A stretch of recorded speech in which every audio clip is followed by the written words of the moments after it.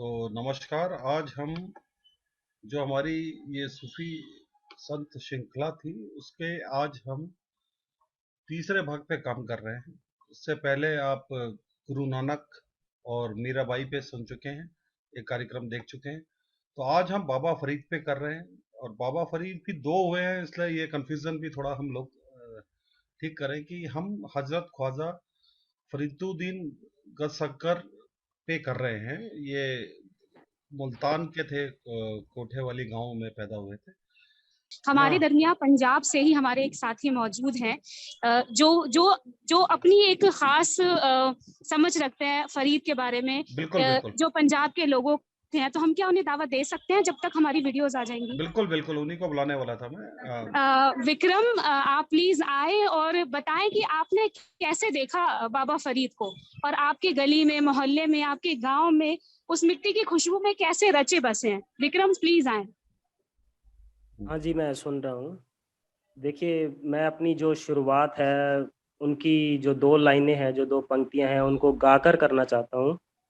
तो मैं गाता हूँ, जो एक उनकी 2 पंक्तियां हैं, जिसमें उन्होंने बताया कि कागा सब तन खाइयो, मेरा चुन चुन खाइयो मांस, दो नैना मत खाइयो, मोहे पिया मिलन की आस। तो इनमें जो उन्होंने कहा है, एक कौवे से वो बोल रहे हैं, जैसे कि वो एक पेड़, गांव के अंदर एक पेड़ के ऊपर बैठा हुआ कौवा है, ठीक है।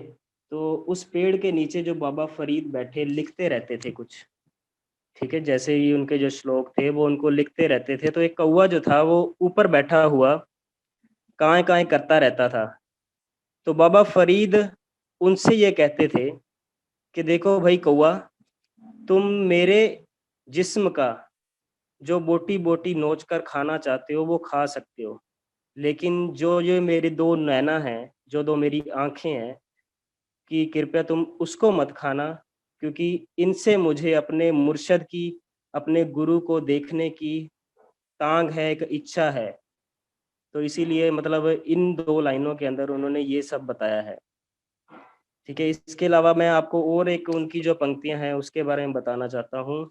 जैसे उन्होंने, मैं थोड़ा पंजाबी में बताऊंगा इसको, बाद में आपको हिंदी के अंदर ट्रांसलेट कर दूंगा मैं इसका।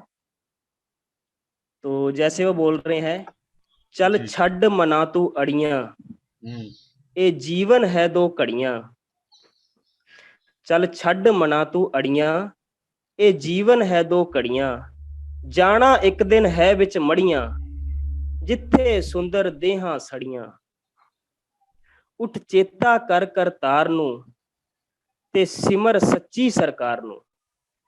तो मैं इसको जो है आपको हिंदी में एक्सप्लेन कर देता हूँ, इसका मतलब क्या है। जो वो अपने मन से कह रहे हैं, बाबा फरीद अपने मन से कह रहे हैं भी, जो मेरा मन है उसको समझा रहे हैं भी, चल छड़ मना तू अड़ियां। जैसे हम किसी बात पर अड़ जाते हैं ना, जैसे हाँ हाँ हाँ। आजकल इंसान हर एक बात पर अड़ जाता है कि जी जी। मुझे ये चाहिए, मुझे ये चाहिए तो चाहिए बस। जी तो वो अपने मन को समझा रहे हैं कि तू अड़ियां मत कर, मतलब अड़ मत किसी बात के ऊपर, क्योंकि जी ये जो जीवन है ना तेरा, ये सिर्फ 2 घड़ियों का है, जी। ठीक है। और हाँ हाँ। उसके बाद वो बोल रहे हैं भी, जाना एक दिन है विच मड़ियां। मड़ियां का मतलब होता है कब्रिस्तान, ठीक है। जैसे हिंदी में बोलते हैं शमशान घाट। तो हर किसी को मड़ियों के अंदर जाके सड़ जाना है, जहां पर लिखा है उसने, जिथे सुंदर देहा सड़ियां, मतलब जो दुनिया के हसीन इंसान भी है ना, जो सबसे हसीन इंसान जो भगवान ने बनाए हैं, खुदा ने बनाए हैं, वो भी उस मड़ियों के अंदर जाके, उस शमशान भूमि के अंदर जाके, कब्रिस्तान के अंदर जाके सड़ चुके हैं, दब चुके हैं मिट्टी के अंदर, जी जी। ठीक है। तो हाँ हाँ। इसके अलावा जो अगली लाइन है उसमें बोला है, उठ चेता कर करतार नू। तो इसमें वो बोल रहे हैं भी, करतार का मतलब है भगवान, जी। भगवान को याद कर, खुदा को याद कर, और सिमर सच्ची सरकार नो।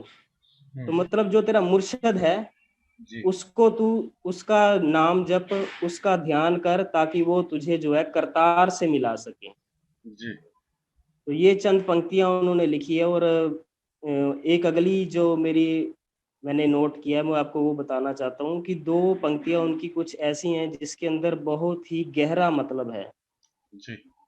ठीक है। जैसे उसमें उन्होंने लिखा है, जैसे तिल में तेल है, हम्म, ज्यों चकमक में आग, हम्म, तेरा प्रीतम तुझ में, तू जाग सके तो जाग। इसका जो मतलब है मैं वो आपको समझा देता हूँ।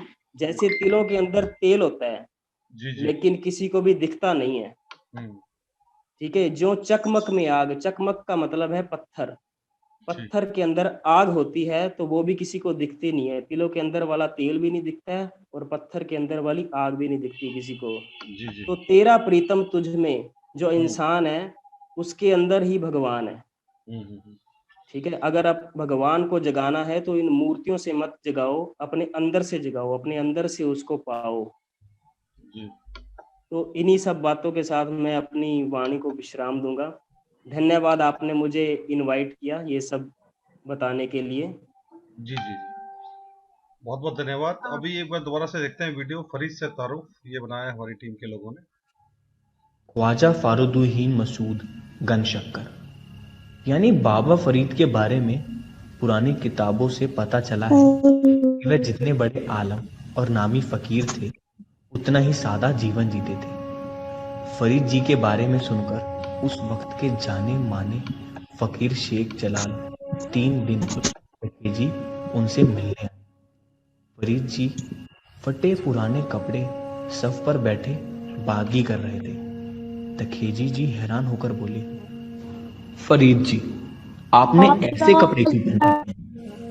फरीद जी ने कहा, शायद मेरे मालिक यानी खुदा को मेरा ये भेष पसंद है। वह जो जैसा देता है वैसा ढाल लेता हूँ। कपड़े नए हो या पुराने, मालिक से प्रेम बना रहना चाहिए। जीवन का उद्देश्य तो मालिक से मुलाकात है, चाहे काली कबली क्यों ना हो।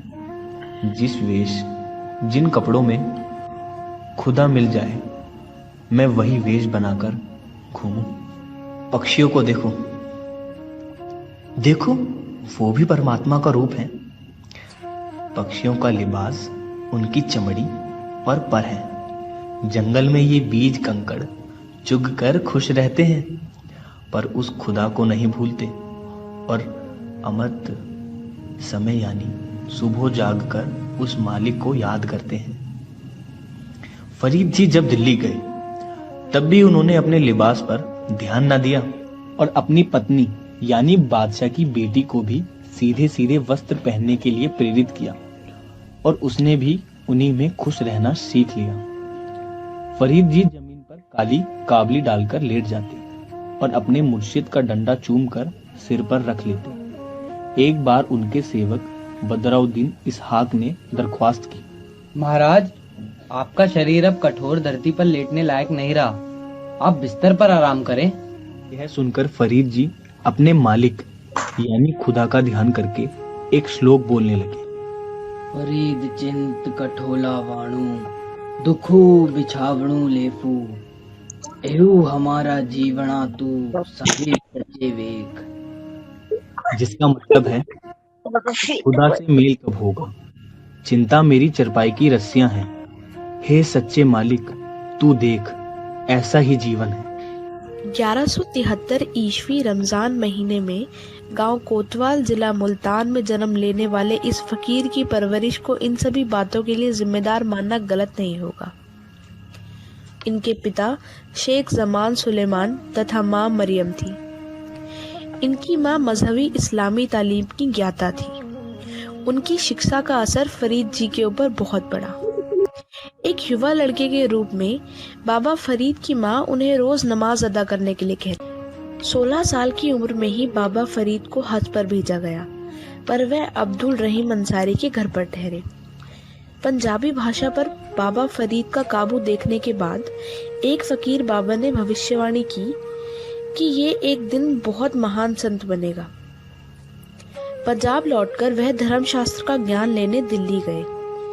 फरीद अरबी, फारसी और अन्य भाषाओं को जानने वाले ज्ञानी संत थे, लेकिन पंजाबी से उन्हें एक अलग ही प्रेम था। इसलिए उन्होंने अपने सभी दोहे पंजाबी में लिखे, यानी साहित्यिक काम के लिए पंजाबी को चुना। उन्हें पंजाबी का पहला कवि कहना गलत नहीं होगा, क्योंकि उनकी कविताएं श्री गुरु ग्रंथ साहिब में लिखी हैं। गुरु नानक देव जी का जन्म शेख फरीद के 500 साल बाद माना जाता है। बाबा फरीद जी अपने घर पाक पटन लौटे और इस्लाम धर्म का प्रचार करने लगे। उनके उपदेशों ने कई लोगों की जिंदगी कुछ इस तरह बदली। एक दफा एक सरकारी चौधरी फरीद की महिमा सुन उनके दर्शन को आया। वह वहां आ तो गया, पर अपनी जायदाद और ओहदे के गुरूर के साथ। उसने दरबार में अपने अहंकार को कुछ इस कदर ऊंचा स्थान प्रदान किया कि ना उसने फरीद को सलाम किया और ना ही कोई भेंट दी। उसे तो वहां आए गरीब फरियादियों के बीच बैठना भी मंजूर नहीं था। दरबार में आई महिलाओं की तरफ भी वह वासना भरी नजरों से देखने लगा। कुछ लोगों का दुख सुनने के बाद फरीद ने चौधरी की तरफ देखा। उसके मन और शरीर की बेचैनी को देखते हुए बोले, चौधरी जी, आगे आइए, बताइए क्या हुक्म है। वह उठा और आगे आया। उसने फरीद की आंखों में देखा। उसका दिल कांपने लगा। फरीद का नूरे नूर चेहरा देखकर वह घबरा गया। फरीद ने कहा, चौधरी जी, हम फकीर आपका ऊंचा सत्कार नहीं कर सकते, और फकीर के तकिए में आकर बैठने वाले भी फकीर बन जाते हैं, क्योंकि खुदा के घर में कुछ न कुछ मांगने आते हैं। आपके मन में जो ख्याल है वो जहन्नम की राह है। आपने जिस इंसान की मौत की दुआ की है वो नहीं मरेगा। लिंग वासन की जो आग है, आपने उसको यही हवा दी है। जिस महिला को आप नीच मलिन नजरों से देख रहे हैं, वह दरगाह में बैठी मेरी बेटी है, आपकी बहन जैसी है। खुदा से दुआ है कि आपके मन को पाक करे। अपने मन के अंदर की हालत फरीद जी के मुंह से सुनकर चौधरी डर गया और कांपते हुए हाथ जोड़कर उनके पैरों में गिर गया और चौधरी ने कहा, फरीद जी, मुझे बख्श दीजिए। आप खुदा के खास बंदे हैं। मैं पापी हूँ, मुझे बचा लीजिए। फरीद ने अपनी कृपा दृष्टि उस पर ऐसी डाली कि वो फकीरी धारण कर खुदा की बंदगी में लीन हो गया। तो इस तरह बाबा फरीद की पुरनूर, पुरसुकून और नर्म शख्सियत चारों ओर चांदनी की तरह छिटक गई। जिस तक फरीद का ये नूर पहुंचा, वो ताजिंदगी फरीद कहलाया। सर, यहाँ पर मुझे एक बात, जैसे कि अभी अंजलि ने बोला कि जिस तक बाबा फरीद का नूर पहुंचा वो जिंदगी फरीद कहलाया, तो यहाँ पर एक बात समझना और क्लियर होना बहुत जरूरी है कि फरीदुद्दीन से पहले भी फरीद गुजरे और फरीदुद्दीन के बाद भी कई फरीद गुजरे। तो ये जो गद्दी की बात हो रही है या फिर फरीदुद्दीन की जो आइडियोलॉजी थी उसको लेने की बात हो रही है, तो जिसने उसको छुआ, जिसने उसको समझा और बाकी लोगों से साझा किया, वो सब फरीद होते चले गए। यही वजह है कि हमारी टीम को बहुत मुश्किलों का सामना करना पड़ा था, क्योंकि ये हमारे लिए सबसे मुश्किल काम रहा सर। अब तक हमने जितनी भी रिसर्च की है, चाहे वो भारत खोज हो या फिर सूफी सीरीज हो, सबसे ज्यादा डिफिकल्ट हमारे लिए ये था। कई सारी वीडियोस बनी, डिलीट हुई, फिर फैक्ट्स गड़बड़ हो गए, बहुत मुश्किल हुई और तब जाके हम ये कर पाए, क्योंकि फरीद बहुत सारे हैं सर, यही वजह थी। और इसको सर अंशु सर और ज्यादा डिटेल में बताएंगे मेरे ख्याल से। जी, और यही मजा भी है इस पूरे प्रोग्राम का कि बहुत सारी चीजें घुल मिल जाती हैं सूफी संतों में भी। तो कई बार तो बहुत सारे दोहे दोनों साइड मिल जाते हैं, जो पिछली बार भी हमारी चर्चा हुई थी। एक वीडियो और हम देखते हैं फरीद जी के जीवन पे, उसके बाद फिर हम अंशु जी से बात करेंगे। जरा दूसरा वीडियो एक बार देख लेते हैं। हाँ।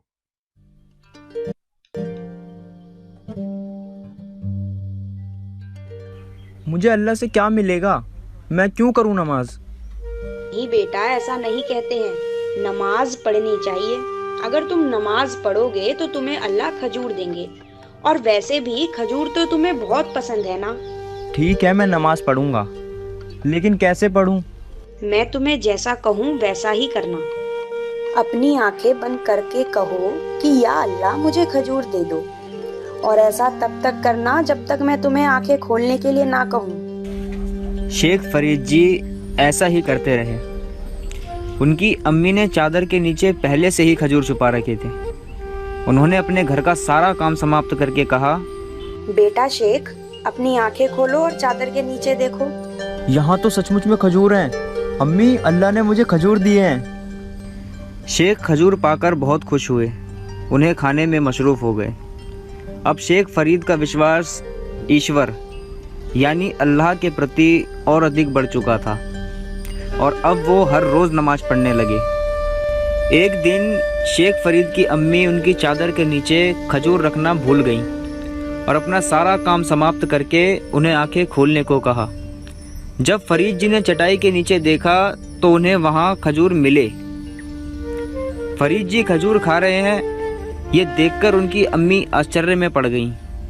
उस दिन से उन्होंने अपने बेटे को गंज शकर के नाम से बुलाना शुरू किया। उन्होंने 12 साल की उम्र से पहले ही कुरान मजीद का अध्ययन कर लिया। ये भी कहा जाता है कि उन्होंने मौखिक रूप से पहले ही याद कर लिया। एक दिन उनकी अम्मी ने तपस्या के बारे में बताया तो उन्होंने अपने विचार बना लिए कि युवा होकर तपस्या करने जाएंगे। जब युवा हुए, चेतना आई तो घर से तपस्या के लिए निकल पड़े। उन्होंने 12 साल जंगल में काटे। उनके बाल काफ़ी बढ़ गए और जुड़ गए। प्रभु को याद करते हुए गर्मी सर्दी में रहकर वन की पीलू, करीरों के डेले, थोहर का पक्का फल आदि खा लेते। कभी कभी वृक्ष के पत्ते भी खा लेते। उनके मन में 12 साल भक्ति करके अहंकार आ गया। उन्होंने चिड़ियों को कहा, मर जाओ। सचमुच ही चिड़िया मर गई। जीवित हो जाओ। वो सचमुच जीवित हो गई। उन्हें लगा कि उनकी भक्ति पूरी हो गई है, रिद्धियाँ सिद्धियाँ मिल गई हैं, अच्छा हो गया। अहंकार में भरे हुए फरीद जी पास के गांव में पहुंच गए। अपनी प्यास बुझाने के लिए कुएं की तरफ चल दिए। वहां पर एक स्त्री पानी का डोल निकालती, भरकर उलट देती। फरीद जी ने कहा, कन्या, मुझे पानी पिलाओ, मैं बहुत दूर से आया हूँ।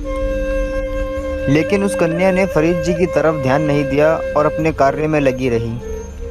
फरीद जी क्रोधित हो गए और कहने लगे, मैं कब से कह रहा हूँ मुझे पानी पिलाओ। जमीन पर पानी फेंकने से तुम्हें क्या लाभ? क्योंकि मेरी बहन का घर जल रहा है और मैं आग बुझा रही हूँ। मेरी बहन का घर यहाँ से 20 कोस दूर है। और हाँ, यहाँ कोई चिड़िया नहीं जिनको कहोगे मर जाओ तो वो मर जाएंगी और कहोगे उड़ जाओ तो उड़ जाएंगी। यहाँ ऐसा नहीं होगा। आप चाहे मुझे पानी ना पिलाएं, लेकिन आपको ये सब कैसे पता? सेवा और पति प्रेम करती हूँ, यही तपस्या है, अहंकार नहीं। आपने तो ईश्वर की परीक्षा ली, ईश्वर के लिए मन में संदेह किया। आपको ऐसा हरगिज नहीं करना चाहिए था। फरीद जी ने पानी पिया और देखते हैं कि कुआं खाली है।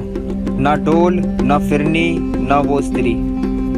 अकेले फरीद जी वहाँ खड़े हैं। वो ये देख के हैरान हो गए और जान गए कि परमात्मा ने ये सारा खेल रचा है। घर पहुँचे तो अम्मी ने देखा कि बेटे के बाल जुड़े हुए हैं। वो उसे संवारने लगी। फरीद जी को दर्द महसूस हुआ।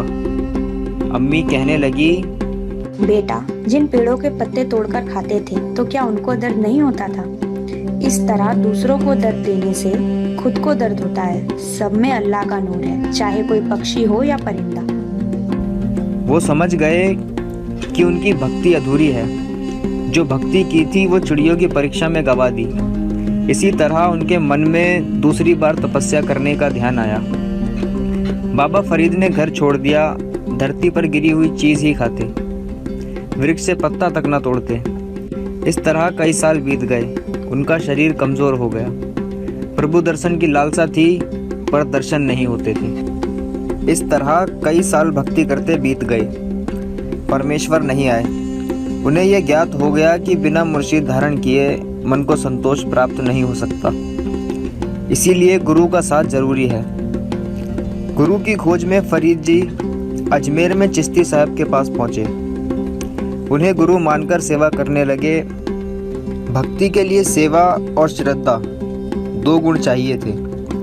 वो डटकर सेवा करते रहे। उनकी सेवा गुरु को स्नान कराने की थी, खुद ही आग जलानी थी और पानी खुद ही गर्म करना था। एक दिन खूब बारिश हो रही थी। उस समय में माचिस ना होने के कारण आग संभाल कर रखनी पड़ती थी। फरीद जी को चिंता हो रही थी। उसी भयंकर तूफान में फरीद जी डेरे से बाहर निकल पड़े। उन्होंने देखा कि वेश्या की बैठक में आग जल रही है। फरीद जी निडरता के साथ अंदर चले गए। उन्हें देखकर वो मन ही मन कुछ और ही सोच रही थी, लेकिन उसका सोचना फरीद जी के विपरीत था। उन्होंने कहा, माताजी आग चाहिए। अगर आग नहीं मिली तो स्नान कैसे होगा और चिश्ती जी खुदा की बंदगी कैसे करेंगे? मुझे भी किसी चीज की आवश्यकता है। किस चीज की आवश्यकता है? आपकी। मुझे आपकी आंखें बहुत प्यारी लगी हैं। अगर आप मुझे अपनी आंख की पुतली देंगे तो अग्नि अवश्य ही मिल जाएगी। जैसे ही उसने तेज चाकू लिया और आंख पर लगाया, उसे अचानक धक्का लगा और पीछे गिर गई। लेकिन फरीद की आंखों पर घाव हो गया। उसने फरीद जी की आंख पर पट्टी बांधी और फरीद जी को आग देकर फरीद जी से माफी मांगने लगी। अपने नियम के अनुसार फरीद जी ने प्रातःकाल आग जलाई, पानी गर्म किया और गुरुजी को स्नान कराया। गुरुजी ने पूछा, फरीद आंख पर पट्टी क्यों बांध रखी है? फरीद जी हाथ जोड़कर खड़े रहे। गुरुजी ने कहा, पट्टी खोलो। जैसे ही फरीद ने पट्टी खोली, आंख पर कोई घाव नहीं था। आंख वैसी की वैसी ही थी।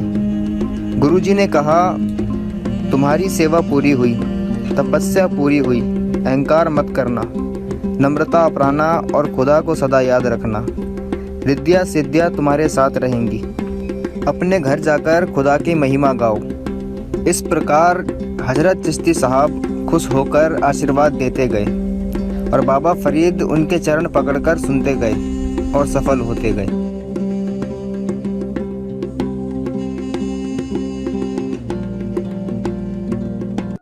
बहुत बढ़िया वीडियो दीपक के बाद। और हमारे बीच में साजन हैं जो हमारे थिएटर ग्रुप के हैं। साजन से थोड़ा सा बाबा फरीद के गाने सुनेंगे और थोड़ा सा समझने की भी कोशिश करेंगे कि क्योंकि ठेठ पंजाबी में भी हैं तो सबको समझने में उतनी आसानी नहीं होगी। तो साजन थोड़ा सा बताएं बाबा फरीद के बारे में और उनके गानों के बारे में। तो सबसे पहले नमस्ते सभी को। तो करता हूँ रजनीश सर का उन्होंने ये मौका दिया बाबा फरीद के जी के बारे में कुछ पेश करने का, और मुझे भी उनके बारे में बहुत कुछ जानने को मिला।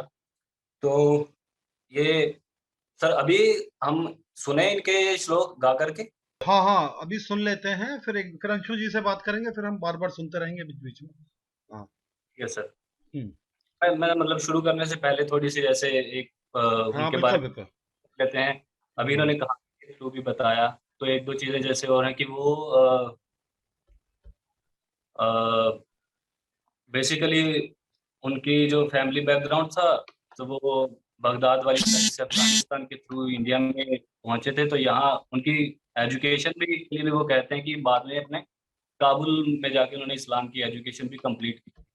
तो यहाँ आके तो उन्हें उनके जो पीर हुए वो दिल्ली के जो बख्तियार काकी जी उनके घराने के थे। तो फिर लेकिन जो मेन आखिरी टाइम उन्होंने व्यतीत किया वो उन्होंने पंजाब में रह के, और फिर तब उन्होंने पंजाबी भाषा में जितने उनके हमें ये वाणी के श्लोक वो, तो लेकिन उनका जो एक वर्क हमें मिलता है वो एक बहुत ही लिमिटेड मिलता है। और उतना ही कहते हैं कि उन्होंने अरबी में भी, फारसी में भी और ब्रज भाषा में भी रचनाएं की। लेकिन हमारे पास जो उनका वर्क उपलब्ध है वो सिर्फ पंजाबी का है। वो भी कैसे हुआ, क्योंकि उसको गुरु ग्रंथ साहिब में दर्ज कर लिया गया। जी। कहते हैं कि गुरु नानक साहिब जी उनके जो बाबा फरीद जी के 12वें गद्दी नशीन हुए, मतलब उनका जो सिलसिला आगे पीढ़ी दर पीढ़ी जो चलता रहा। तो उसी उनके जो 12वें नंबर के थे शेख इब्राहिम जी हैं, उनकी मुलाकात गुरु नानक देव जी से हुई। तो वहां से गुरु नानक जी को उनकी बानी के श्लोक सुनने को मिले। तो उन्होंने जो गुरु नानक जी की अपनी रचनाएं थी उसके साथ ही इनको संभाल के रखा। तो फिर जब साहिब की रचना गुरु अर्जन देव जी ने शुरू करवाई, तब इनको उसमें बीच में शामिल किया गया और उसके थ्रू ये हमारे पास पहुंचे। जी। तो मैं कुछ श्लोक आपके सामने रखता हूँ।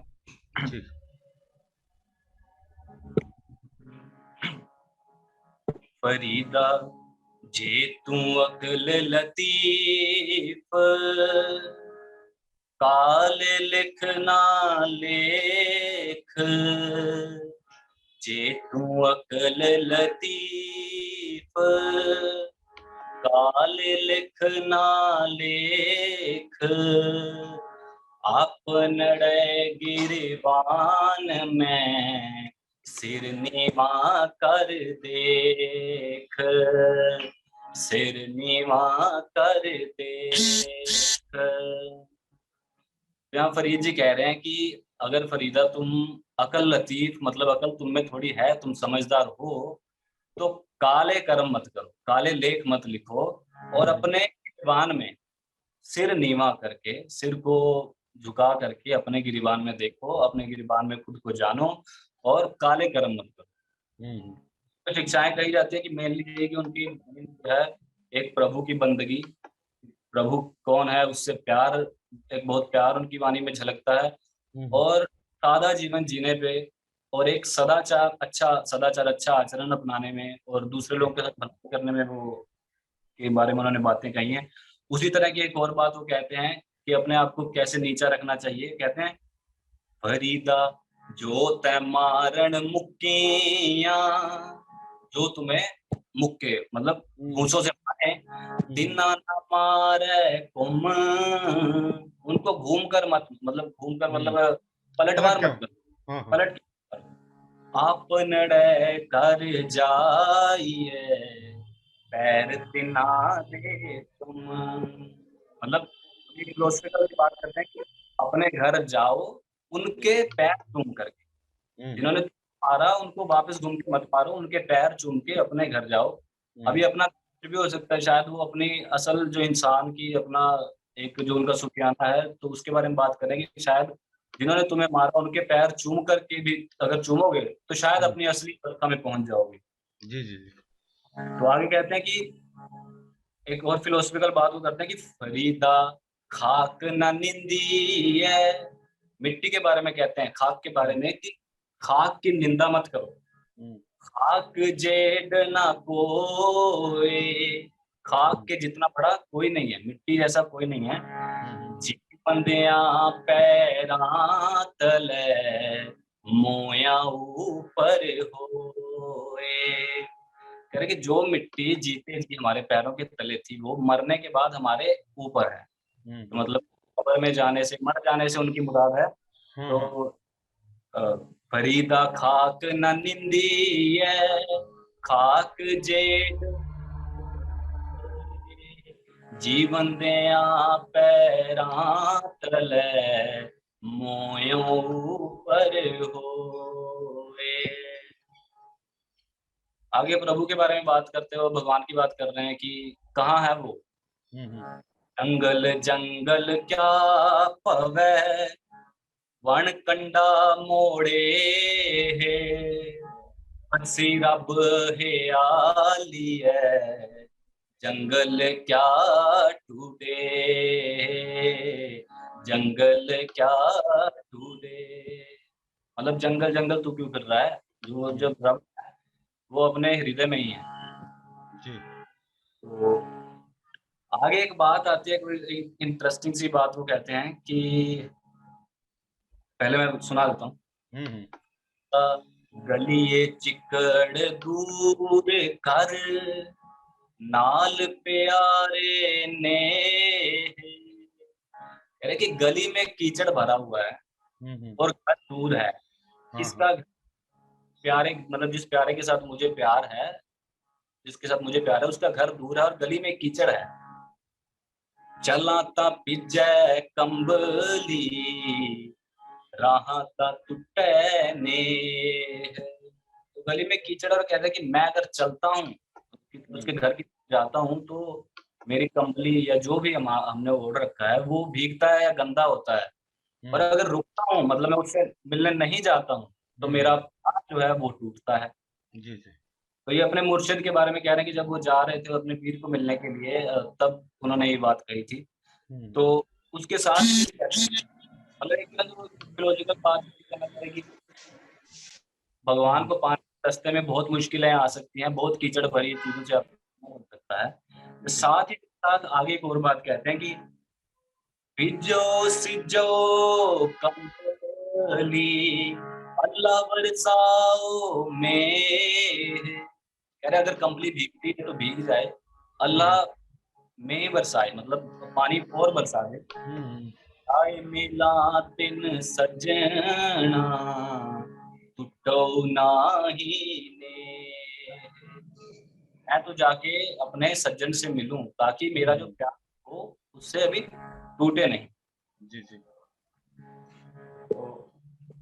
और ये बात कहते हैं कि फरीदा खालक खलक में, खालक के बाद भगवान की बात कर रहे हैं कि खालक जो है वो कहाँ खालक में है, और खालक बसे रब माहे, जो खालक है वो रब में है और रब भी खुद भी खालक में है। बंदा किसको आखिए नाही, मंदा किसको आखिए जातिस बिन नहीं कोई। तो जब सब चीज उसी में है तो हम किसको मंदा कहें, अगर उसके बगैर कुछ भी नहीं है तो हमको किसी को भी बुरा नहीं कहना चाहिए। ठीक है साजन, अभी तुम्हें थोड़ा फिर आगे भी सुनते रहेंगे, थोड़ा अंशु जी से भी बात कर लें, और बीच में हमारे साथ एक साथी और हैं जो थोड़ा इसको गाएंगे, सतीश नाम है उनका। लेकिन अभी तुम्हारे साथ दोबारा आगे इसको कंटिन्यू करेंगे। एक बार जरा अंशु जी से बात कर लें। अंशु जी, बाबा फरीद का जो क्या मतलब पूरे सूफी संतों में क्या एक इम्पोर्टेंस आपके हिसाब से क्या रहती है उनके,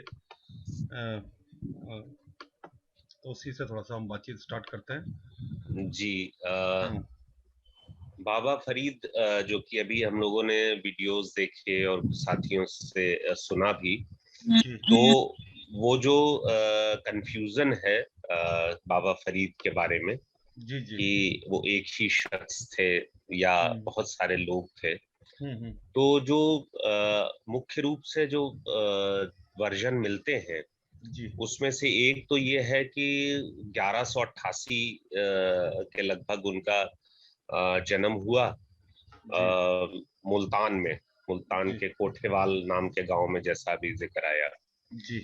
तो मुल्तान अब पाकिस्तान में है। तो और 1280 में उनका निधन हुआ। तकरीबन 92 साल की लंबी उन्होंने आयु प्राप्त की। और ये जो है ये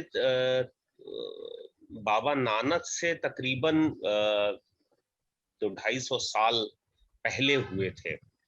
तो पहला तो ये है कि अब मसला ये उठता है कि जो ग्रंथ साहब में जो 120 के करीब सलोक और 4 करीब पद बाबा फरीद के हैं, वो किनके हैं। तो एक तो ये कहा जाता है कि एक वर्जन ये है, मेरे पास एक बहुत ही महत्वपूर्ण किताब है, इसका नाम है संत सुधा सार। ये एक संकलन है जो हिंदी के बहुत बड़े साहित्यकार थे वियोगी हरि जी, उन्होंने संपादित की थी। तो इन्होंने जो शेख फरीद के नाम से जो रचनाएं संकलित की हैं, वो सारी रचनाएं शेख फरीद की हैं, जो कि गुरु नानक के समकालीन थे। और ये कहा जाता है कि गुरु नानक ने उनसे जाके साहिवाल पाकिस्तान में जो जगह है जिसको पाक पत्तन भी कहते थे, वहां जाके मुलाकात की थी और शेख फरीद की रचनाएं उनसे ली थी।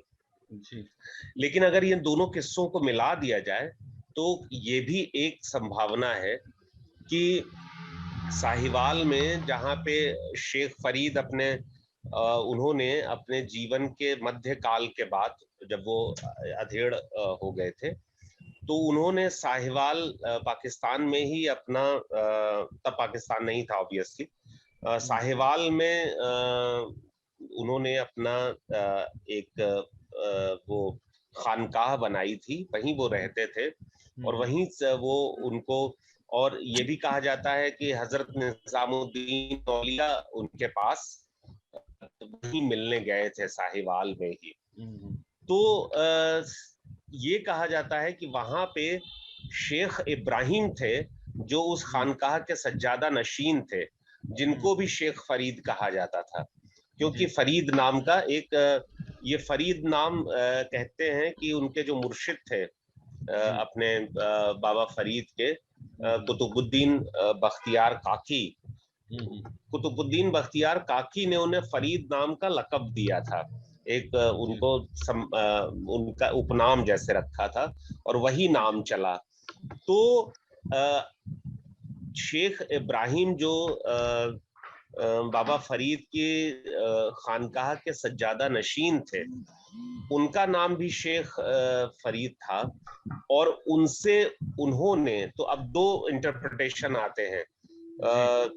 कुछ विद्वान ये कहते हैं कि शेख फरीद यानी शेख इब्राहिम की ही वो रचनाएं थी जो बाबा नानक ने ली, और कुछ लोगों का ये कहना है कि शेख फरीद के पास बाबा फरीद की, जिसको कि वियोगी हरि जिनको कि आदि फरीद कहते हैं, पहले फरीद, पहले फरीद की रचनाएं उनके पास रखी हुई थी, और वो रचनाएं उन्होंने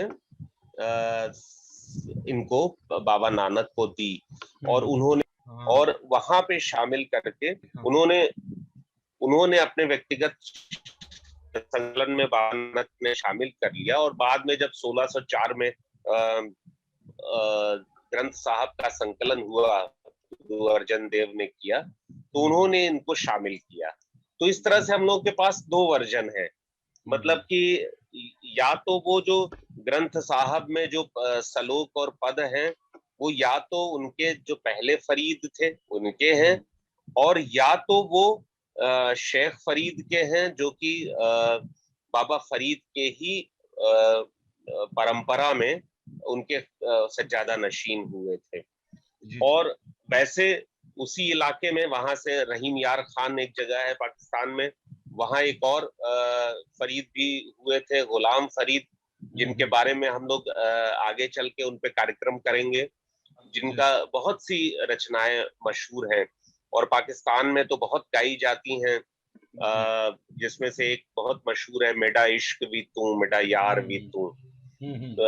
तो यही मालूम देता है कि इस गुत्थी का शायद ये कभी ना सुलझे, लेकिन जिस रूप में ये इसको भाषा के लोग, पंजाबी भाषा के जो जानकार हैं, उनके हिसाब से ये जो आदि ग्रंथ, जो ग्रंथ साहब में जो पद और श्लोक मौजूद हैं, वो बाबा फरीद के ही हैं, यानी आदि फरीद, पहले फरीद जो थे उनके ही हैं, क्योंकि इसमें एक तरह की उस जमाने की पंजाबी भाषा के तत्व मिलते हैं, जो उसके 200-250 साल बाद बहुत मैच्योर हो गई थी, तो उसके जैसी अनगढ़ता मिलती है। तो जैसा अभी हम लोग ने वीडियो में देखा, और हम लोग इसको ये कोई मामूली बात नहीं है, मैं अभी थोड़ी सी बात साथी जब और रखेंगे तो अपनी बात रखूंगा, कि आप इसका कंपैरिजन कीजिए कि अरबी, फारसी और इतनी भाषाएं, उर्दू और सारी भाषाएं जानने के बाद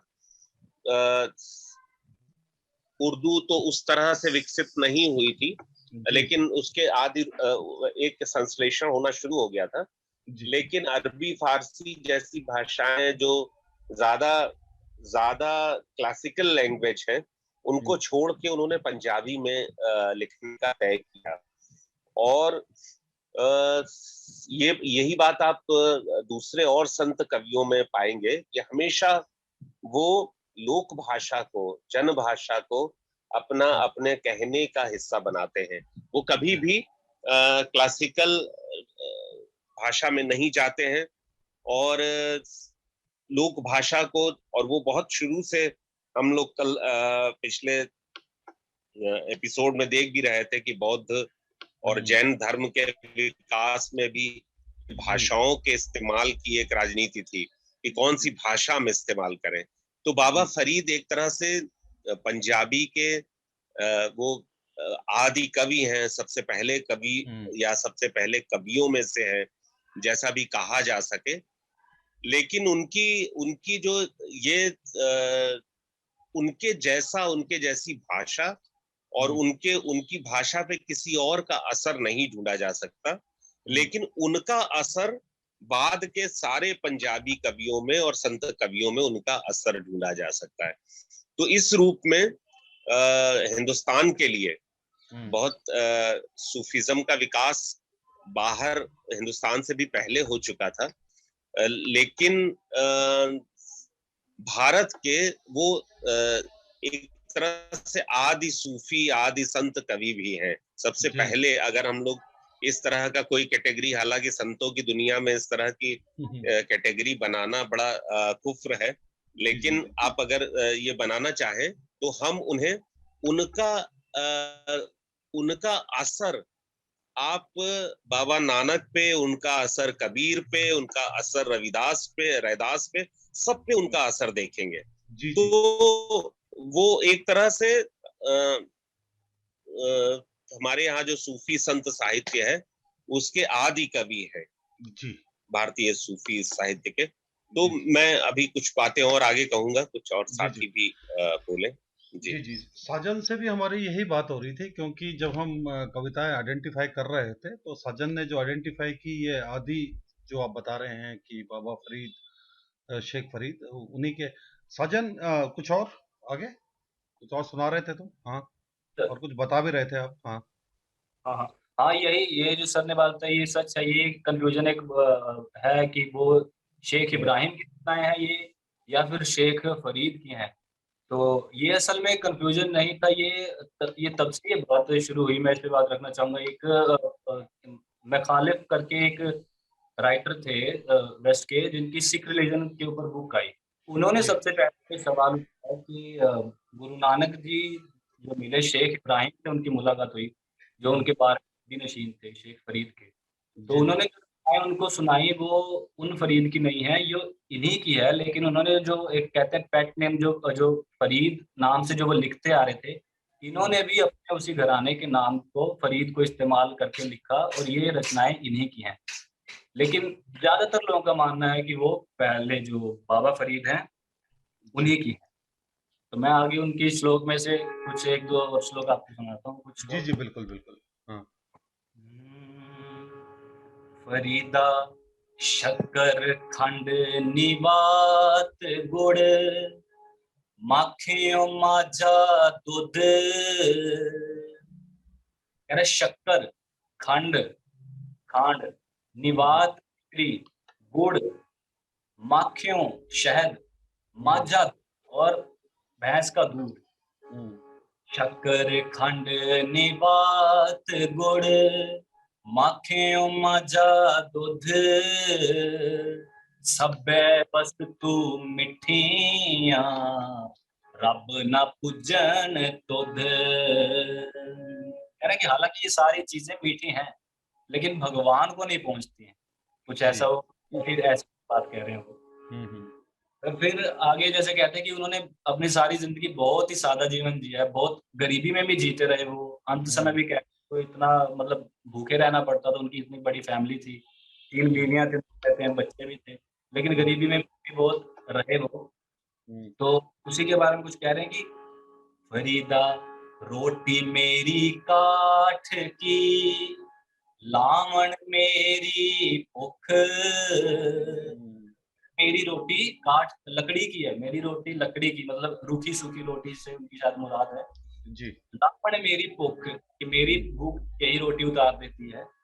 जिन्ना खादी चोपड़ी, कणे सहन के दुख। कि जिन्होंने चुपड़ी हुई रोटियां खाई हैं, घी में चुपड़ी हुई रोटियां, वो बहुत दुख सहेंगे, तुम निराश मत हो जी। मतलब सोसाइटी के किसी बात की तरफ इशारा कर रहा है। रोटी मेरी काठ की, लावण मेरी भुख, जिन्ना खादी चोपड़ी, कणे सहन के दुख। एक और रोटी के ऊपर बात कहते हैं जो इतनी फेमस है कि पंजाब में एक प्रचलित कहावत के रूप में ली जाती है।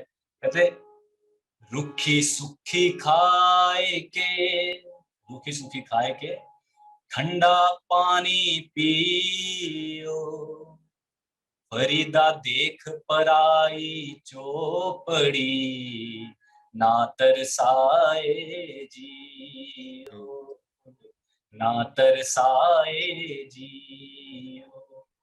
मतलब रूखी सूखी जैसी भी आपके पास है वो पियो, खाओ, ठंडा पानी पियो। दूसरे की जो पराई है उसकी पराई की चौपड़ी रोटी को देख के अपना जी मत तरसाओ। जी जी।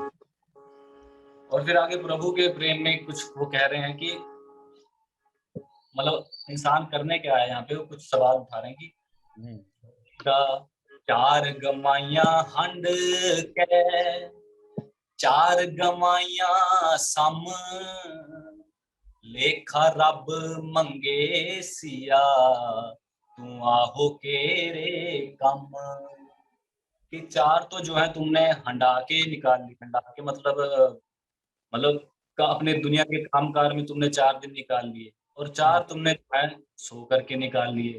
अब भगवान तो तुमसे लेखा मांगेगा कि तुम काम किस आए थे, मतलब काम क्या करने आए थे और तुमने क्या करते रहे। तो उसके बारे में कह रहे हैं कि चार गवाइया हंड के, चार गवाइया सम, लेखा रब मंगे सिया, तू आहो के रे कम,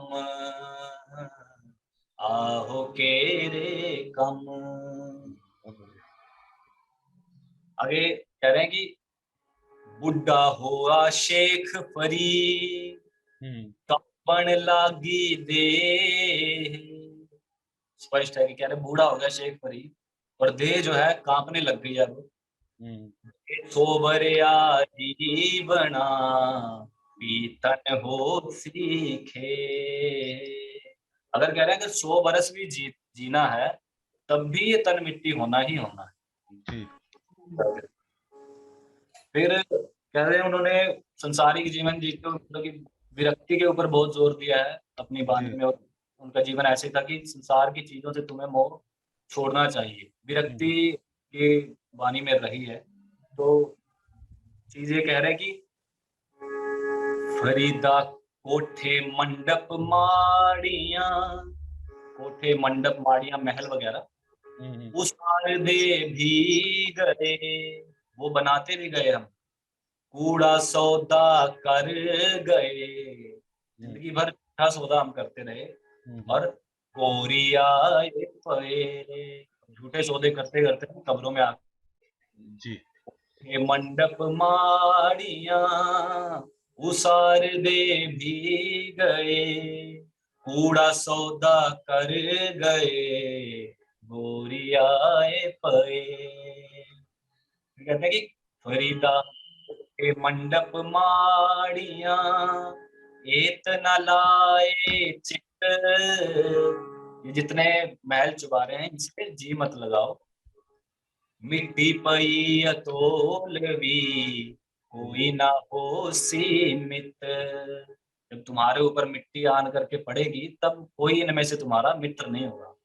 कोठे मंडप माड़ियां एत लाए चित, मिट्टी पई अतोलवी कोई ना हो सीमित।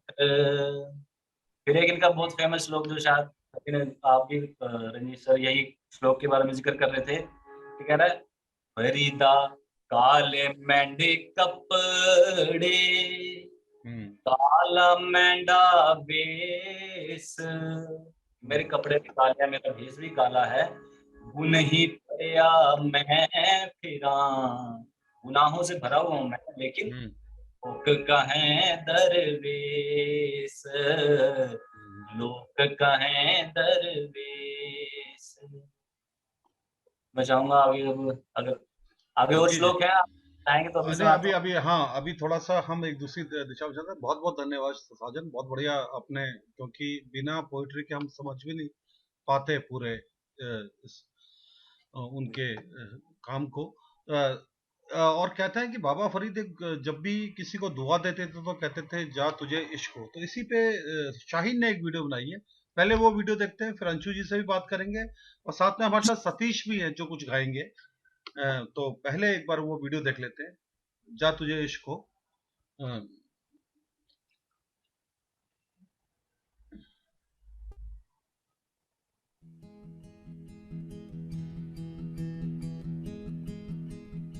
जा तैनू इशक होवे। एक बेहद दिलचस्प किस्सा याद आता है। मैं कोई 5 या 6 बरस की होंगी। रमजान का महीना शुरू हुआ और बच्चों में रोजे रखने का मुकाबला। कौन सबसे ज्यादा रोजे रखे? कोई 1 रखता तो कोई 2, कोई आधा रख कर ये खुश हो जाता। मुझ जैसे तो एक दिन में 4-4 रोजे रखा करते। अब बिना रोजा रखे खजूर भी तो नहीं मिलता। मगरिब की नमाज के बाद गली मोहल्ले के बड़े बुजुर्ग इकट्ठा हो जाते और हिदायतें देते कि जी बिना नमाज पढ़े भी कोई रोजे मुकम्मिल हुआ करते हैं। अम्मी बार बार एक ही किस्सा सुनाया करती। बाबा फरीद जब हमारी तरह बच्चे थे तो नमाज पढ़ते और अल्लाह ताला खुश होकर हर नमाज के बाद उन्हें खजूर इनाम में दिया करते। हमारी तो जैसे लॉटरी लग गई हो। भला बिना रोजे रखे भी खजूर मिल सकते हैं? बस टूटा फूटा वुजू बनाया और बैठ गए जानमाज पर। मन में उस एक पल में कई 100 खजूर के बाग फिर जाया करते। फटाक से दुआ में हाथ उठाया और जल्दी से जानमाज के नीचे ढूंढना शुरू किया। बहुत ढूंढा। आजू बाजू बैठे मुन्नी, शहजादी, सोनू और नूर को शक की निगाहों से भी देखा। सब कहीं देखा पर कोई खजूर ना मिला। अम्मी की ये नमाज पढ़ने से खजूर मिलता है वाली बात तब मुझे समझ नहीं आई, मगर आज फरीदुद्दीन गंजे शकर को पढ़ते हुए कुछ कुछ समझने लगी। वो खजूर दरअसल इश्क है।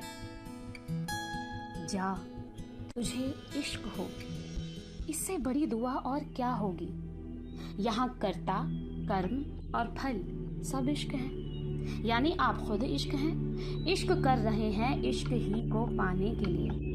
दुआ भी इश्क और दुआ को कबूल करने वाला भी इश्क। फराज का एक बहुत खूबसूरत शेर है जिसे मैं यहाँ थोड़ा बदल कर पढ़ रही हूँ। और कितनी मोहब्बतें तुम्हें चाहिए फरीद, और कितनी मोहब्बतें तुम्हें चाहिए फरीद, माओ ने तेरे नाम पे बच्चों के नाम रख दिए। यही वजह है कि हर गली, हर मोहल्ले में हमें फरीद नाम का कोई ना कोई बच्चा मिल जाता है। ये फरीदुद्दीन का जलवा ही था, उसकी बेपनाह, बेलौस, बेगर्ज मोहब्बत का असर कि लोग उन्हें 101 नामों से पुकारते हैं। जिसका दिल जो पुकारने को चाहे, शेख फरीद, गरीब फरीद, फ़कीर फरीद, अज़ीज़ फरीद, हामिद, कामिल, मुकम्मिल, सालिक, मसालिक, जाहिद, आबिद, आलिम, सादिक, खालिस, सूफ़ी, साहिब, नूर अल्लाह, सिर अल्लाह, रूह अल्लाह, अब्दुल्ला, मुश्किल कुशा और तमाम नाम। एहसास बस एक इश्क। फरीद सकर खंड निवात गुड़, माखियों मांझा दुध, सबे वस्तु मिठियाँ, रबना पुजणी तुध। फरीद शक्कर, खांड, शहद, गुड़, दूध सभी चीज़ें मीठी हैं, मगर सबसे मीठा है मेरा रब, मेरा इश्क। फरीदा किथे तेरे मापियाँ जिन्हीं तू जणियों ही, तै पासू ओ लदी गे तू अजय भी ना पतिणों ही। फरीदा कहाँ है तेरे माँ बाप, वो जिन्होंने तुझे जन्म दिया, वो भी तो तुझे छोड़कर उस पाक रब के पास चले गए और तू अब भी बेखबर है और दुनियावी मसाइलों में उलझा है। वेख फरीदा मिट्टी खुली, मिट्टी उत्ते मिट्टी डुल्ली, मिट्टी हसे मिट्टी रोवे, अंत मिट्टी दा मिट्टी होवे। ना कर बंदिया मेरी मेरी, ना एह तेरी ना ए मेरी, 4 दिनां दा मेला ई दुनिया, फिर मिट्टी दी बन गई डेरी, ना कर इत्थे हेरा फेरी। मिट्टी नाल ना धोखा कर तू भी मिट्टी ते मैं भी मिट्टी, जात पात दी गल ना कर तू, जात भी मिट्टी पात भी मिट्टी। बाबा फरीद ने बहुत छोटी उम्र में बेहद गहरी और गाढ़ी तालीम हासिल की। बावजूद इसके वो सारी ज़िंदगी एक मासूम बच्चे का पाक साफ दिल लिए फिरा किए। उनके कलामों में मिट्टी, रोटी, फल, चिड़िया, दूध जैसे अल्फाज आसानी से मिल जाते हैं।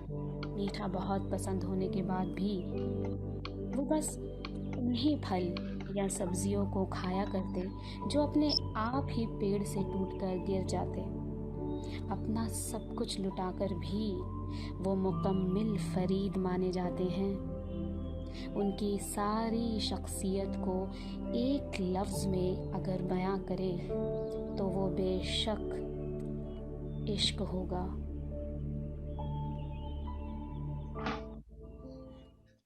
बहुत खूबसूरत वीडियो तो शाहीन और तुषार ने इसको शायद बनाया है वीडियो को, बहुत ही खूबसूरत। और हमारे बीच में विजय महाजन जी भी हैं, ये बताना ज़रूरी है। और आप राजीव गांधी फाउंडेशन के CEO हैं। और अब इसके बाद हम लोग थोड़ा सा आगे चलते हैं, एक बार अंशु जी से दोबारा से बात करेंगे। अंशु जी,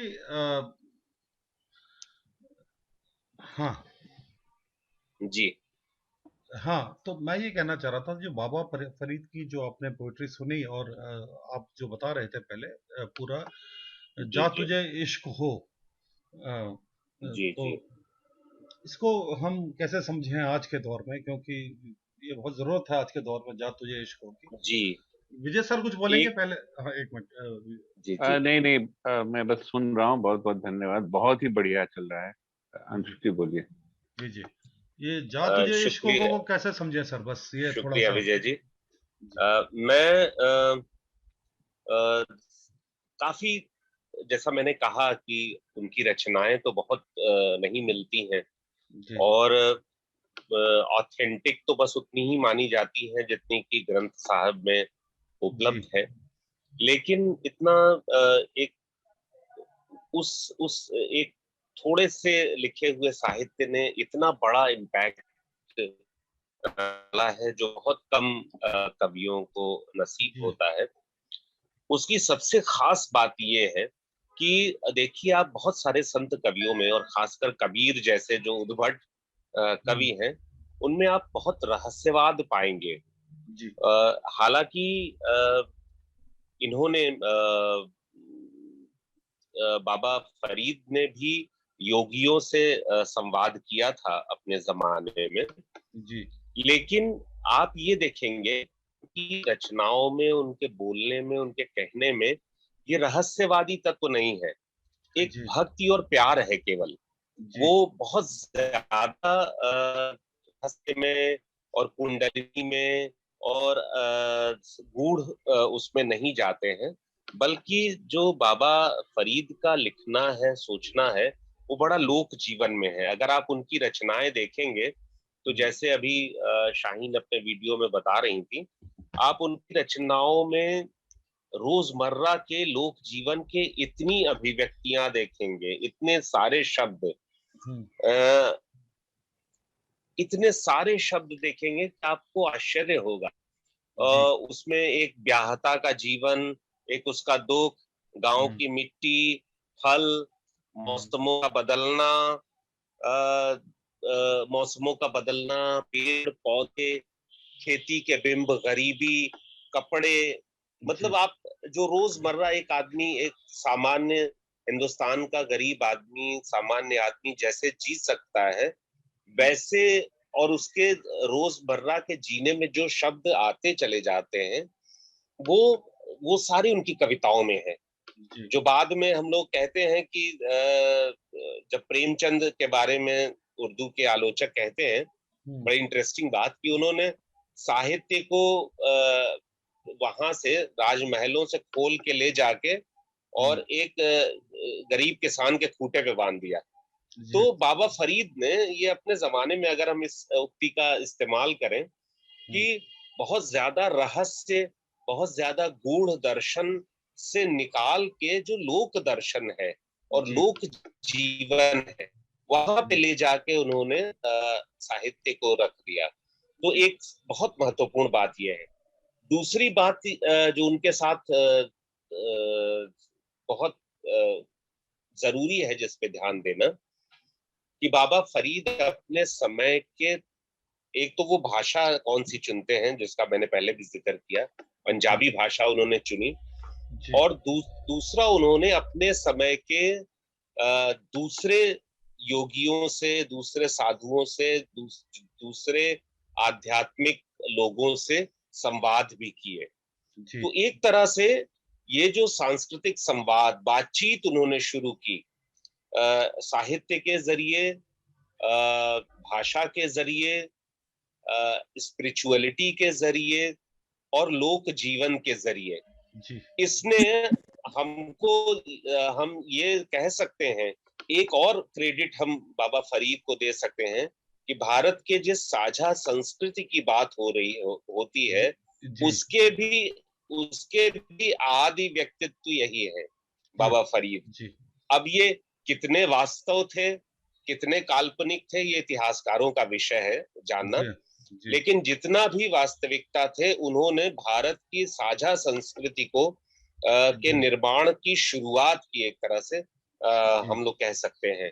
तो इस रूप में, और यही वजह है कि आप उनकी कविता में देखेंगे, और उनकी कविता के को पढ़ने वाले, जानने वाले कई लोग बैठे हुए हैं हमारे इस प्रोग्राम में, वो सब इस बात की तायद करेंगे, सब इस बात को सच बताएंगे कि हमने उनकी रचनाओं में बहुत कम इस्लामी शब्दों का इस्तेमाल हुआ है। 2-3 जगहों पे नमाज का, 3-4 जगहों पे खुदा का, और ऐसे जिक्र आया है। बाकी जितने इस्लामी शब्द हैं, उन्होंने इस्तेमाल नहीं किए हैं। उन्होंने खुदा के लिए पीयू और साजन और साईं शब्द ज्यादा इस्तेमाल किए हैं, या रब इस्तेमाल किया है, लेकिन उन्होंने खुदा या अल्लाह बहुत कम इस्तेमाल किया है। तो और दूसरे जो उनके शब्द हैं, वो जो उनका इलाका था पंजाबी, पंजाब का जो इलाका था, हालांकि उनके बारे में कहा जाता है कि वो बगदाद भी गए और कंधार भी गए, और वहां पे भी उस इस्लामी तालीम उन्होंने हासिल की। मुल्तान में वो एक मकतब में ही थे। जब कुतुबुद्दीन बख्तियार काकी उनके पास आए थे, वहां उनकी मुलाकात हुई, तब बाबा फरीद बच्चे थे, और वो एक किताब पढ़ रहे थे जिसका नाम था नाफे। तो नाफे यानी नफा देने वाला, फायदा देने वाला, कुछ देने वाला, और ये खुदा के लिए कहा जाता है, ये शब्द इस्तेमाल किया जाता है। तो उन्होंने, बख्तियार काकी ने पूछा बाबा फरीद से कि क्या पढ़ रहे हो, तो उन्होंने कहा कि मैं नाफे पढ़ रहा हूँ। तो उन्होंने कहा पढ़ो, इससे तुम्हें नफा होगा। और उसके बाद जाते समय ये जैसे गुरु मंत्र था, बख्तियार काकी ने जो बाबा फरीद को दिया था, और उसके बाद जाते समय उन्होंने एक बड़ा ही शानदार एक वाक्य कहा बख्तियार काकी ने।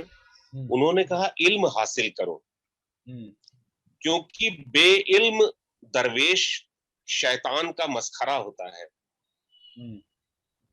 ऐसे साधु जो इल्म नहीं हासिल करते हैं, वो शैतान की खिदमत करते हैं, शैतान के मस्खरे होते हैं। उनको वो लोग कुछ और नहीं दे सकते।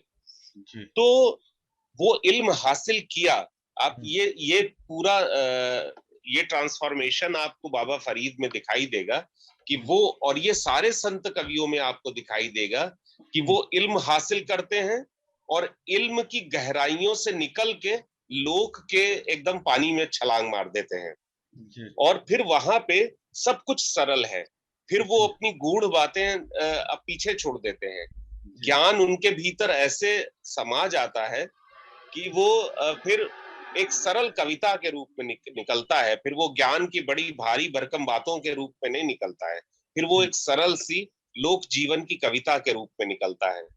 तो बाबा फरीद इस रूप में पंजाबी के आदि कवि हैं, हमारे देश के जो सूफी संत परंपरा है उसके आदि संत हैं। हमारे देश में जो साझी संस्कृति जिसमें बहुत सारे धर्म, संस्कृतियों, भाषाओं और तौर तरीकों के बीच डायलॉग डेवलप करने वाले लोगों में सबसे आगे जो लोग हैं उनमें बाबा फरीद हैं। तो बाबा फरीद एक हम लोग ने ये आज का कार्यक्रम भी बहुत जरूरी था बाबा फरीद पे करना।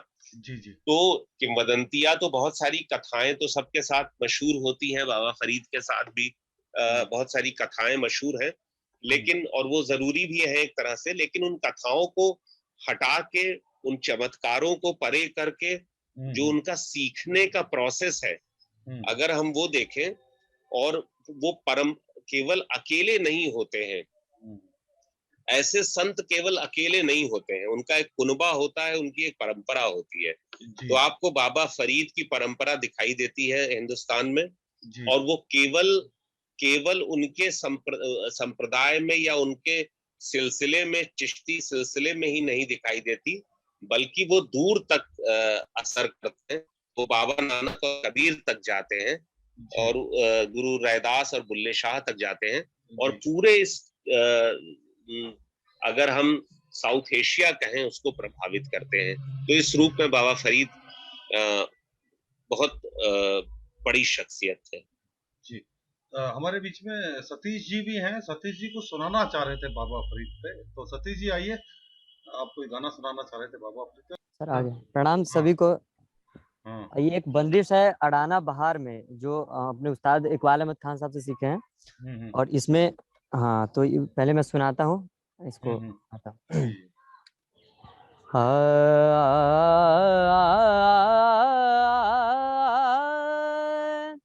ख्वाजा निजाम के घर का आज, ख्वाजा निजाम के घर का आज, खुसरो मनावत आज,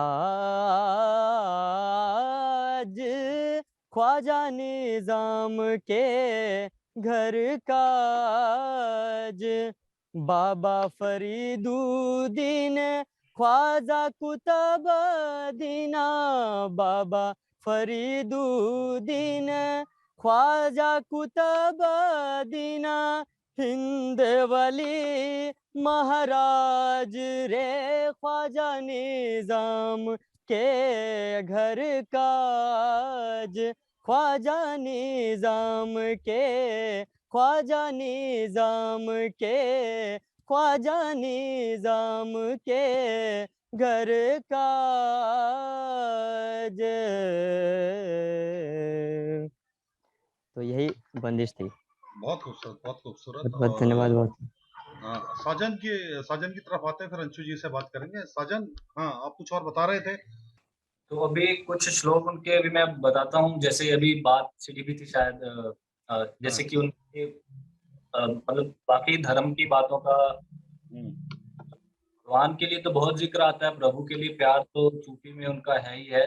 मतलब एक जो की प्रवृत्ति है, जैसे इस्लाम का इस्लामिक शब्दावली का जैसे है बहुत कम आता है, और कुछ एक जगह पे जैसे मतलब ये उनकी इस्लाम के लिए नहीं लेकिन अपने खुदा के लिए बंदगी की मतलब इतनी इस तरह इतना उनका जोर था, जैसे कि बताया गया कि वो बचपन से उनको आदत पड़ गई थी नमाज की, तो वो 5 वक्त के पूरे पाबंद थे। और ये उनको मतलब कहते हैं कि रहमत उनकी माँ से ही हुई। उनकी माँ खुद ही एक बहुत ही औरत थी, तो उनसे उनको ये चीज मिली कि बचपन से उनका एक सूफियाना मिजाज बना, और वो मतलब मजहबी चीजों की तरफ लगे ज्यादा, और इतने पाबंद थे कि कहते हैं कि जब भूखे भी मरने लगे लेकिन वो तब भी प्रभु की भक्ति में लीन रहते थे। जी जी। तो बात वो कह रहे थे कि उठ फरीदा ऊजु साज,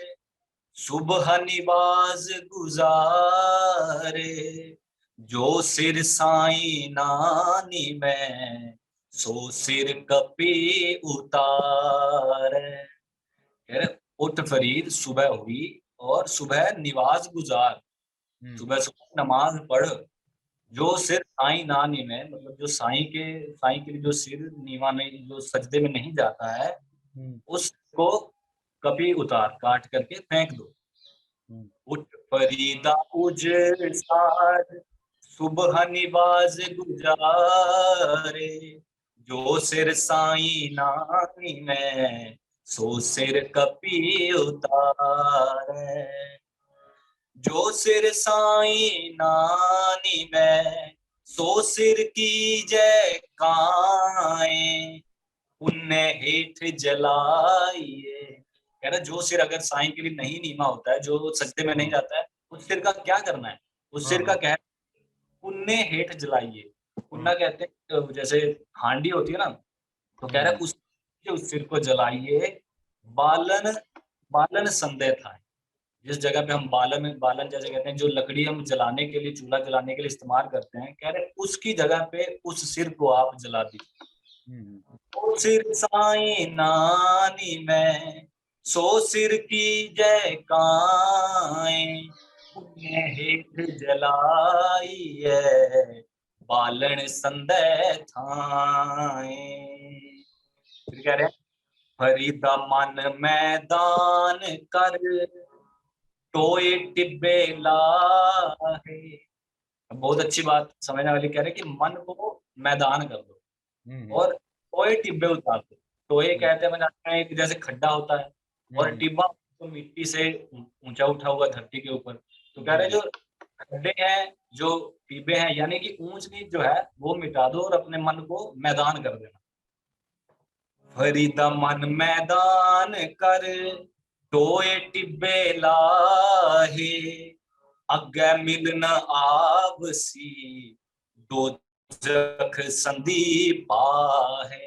कह रहा आगे जाके तुम्हें मिलेगी दोजख की आग। यहाँ वो दोजख की आग की बात कर रहे हैं कि अगे मिलन आवसी, दोजख संदीप आहे।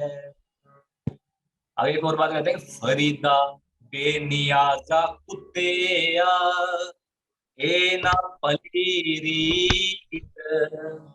मैं श्योर नहीं हूँ कुत्ता कैकी को क्या संबोधन करने वाला है। कुत्ते के आप संबोधन कर रहे हैं कि बेनिवाजा, जो नमाज नहीं पढ़ता है वो कुत्ता है, और ये भली रीत नहीं है, ये अच्छा ढंग नहीं है। कब ही चलना आवेया, पंजे वक्त मसीत। तो वो बेनिवाजा कभी भी जो 5 वक्त चल के मसीत में किसी भी समय नहीं आता, तो उसके बारे में कह रहे हैं।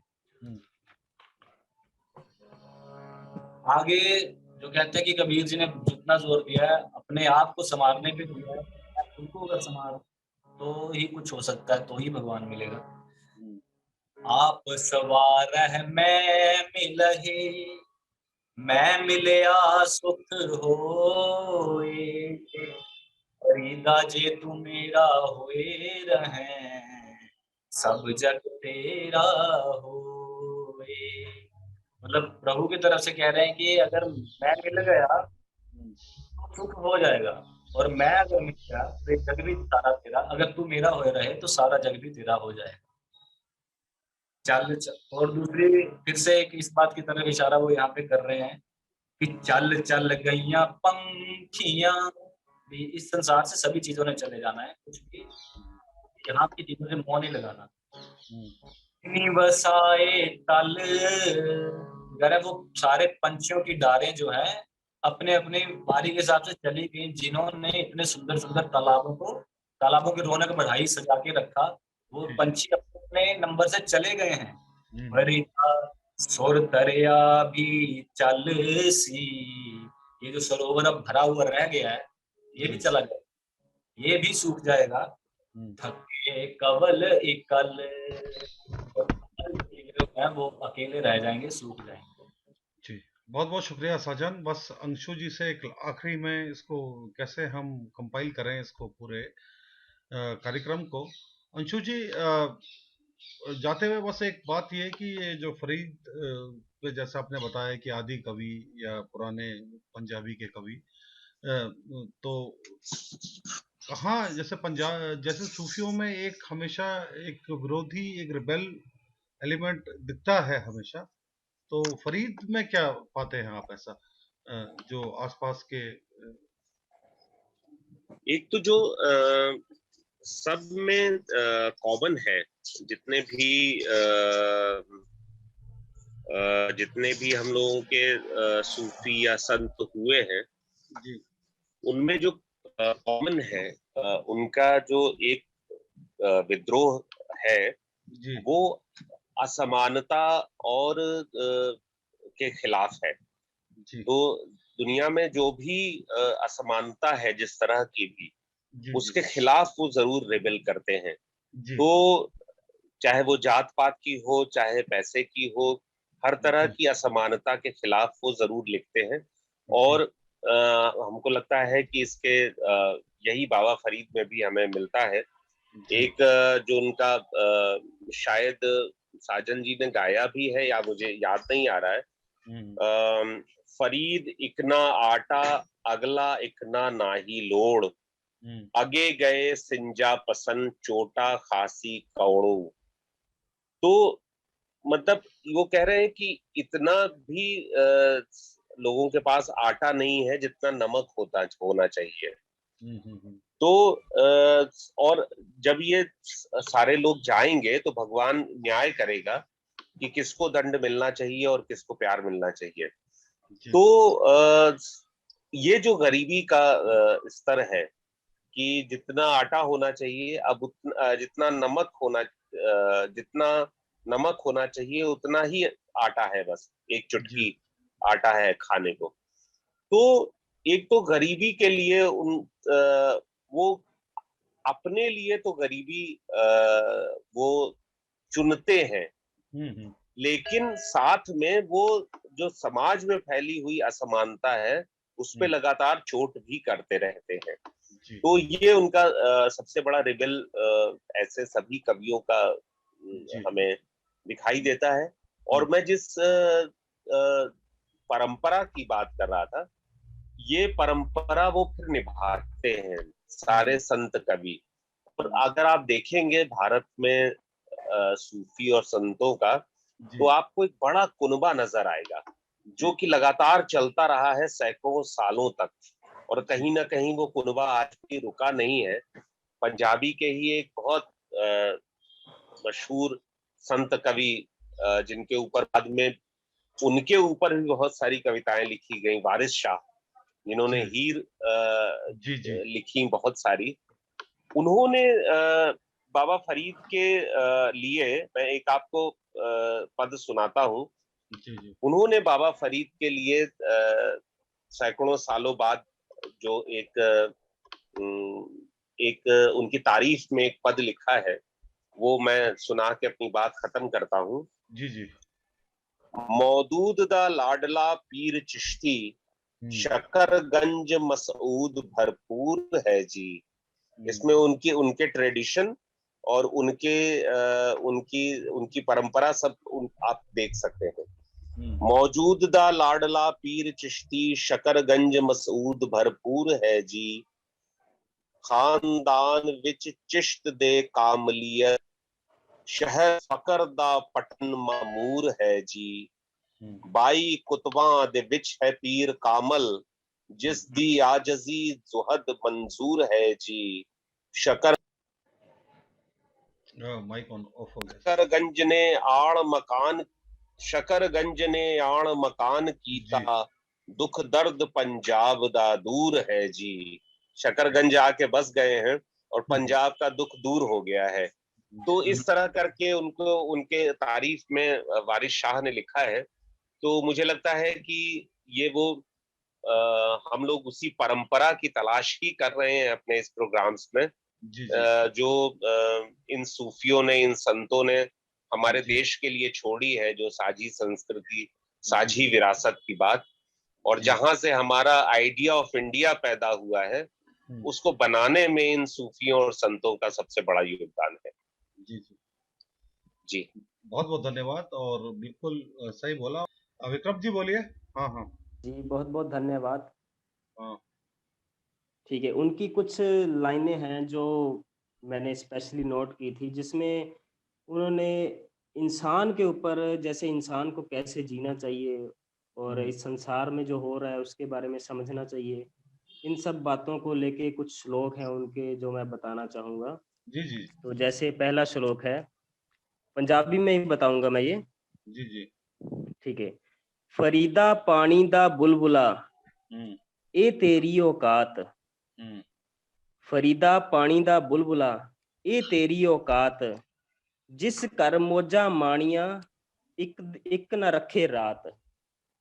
तो इसका जो मतलब है मैं वो हिंदी में समझा देता हूँ। जो फरीदा बोल रहा है कि जैसे इंसान की जिंदगी है वो सिर्फ एक पानी के बुलबुले के समान है, ठीक है, जो एक दिन तेरी खत्म हो जाएगी। जैसे पानी के ऊपर बुलबुला जो खत्म हो जाता है, झट में खत्म हो जाता है, तो इंसान की जो जिंदगी है वो भी वैसे ही खत्म हो जाती है, ठीक है। और अगली लाइन में जैसे उन्होंने बताया कि जिस घर मौजा माणिया इक न रखन रात, जैसे मरने के बाद, इंसान के मरने के बाद उसके घर वाले उसको एक भी रात अपने घर पर नहीं रखते, ठीक है। ये जो होता ही है ऐसा, तो मरने के बाद कोई भी नहीं रखता। और उनकी जो आगे की पंक्तियां हैं उनको भी बताना चाहूंगा।